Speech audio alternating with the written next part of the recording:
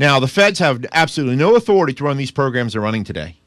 But as long as we allow these 9 justices on the federal statutory court called the Supreme Court to rule under the color of the Commerce Clause, we will continue to suffer the implementation of National Socialism. But what can you do about that? All you can do is wait for them to die or retire. No. The federal Congress created the Supreme Court under an act of September 24th of 1789. So you're saying abolish the Supreme Court? As it runs today, because the Constitutional Court in Article 3, Section 1's never set a day in its life.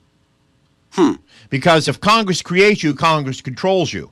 And how FDR overthrew the limitations of the federal government was threatening to do exactly that in 1937 under his court packing threat.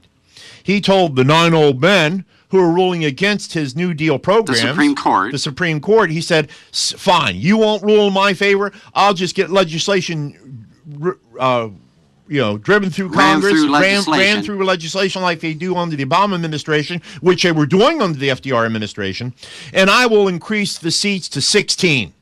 And I'll pick my own men to sit in those seats, and I don't care what you think, I'll get my programs ran down the throat of America. And one justice caved under that threat, a Justice Roberts.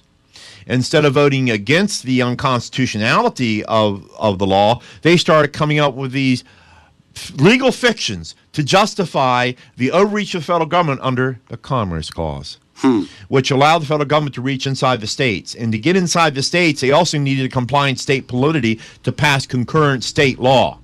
And in Michigan, they did it with Public Act 1 in 1936 and Public Act 280 in 1939, which allowed the federal government to come in and tax our liberties beyond belief.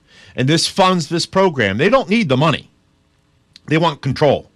Yeah. National Socialist Marxists want control of our life. They want to tell us how to live. In fact, they tell us how big a toilet we can have in our house today. And the manufacturers won't give you a larger reservoir because they're controlled by legislation they don't understand, because they turn to their dysfunctionally educated, publicly controlled attorneys at law who tell them, well, you've got to do this because we've always done it this way.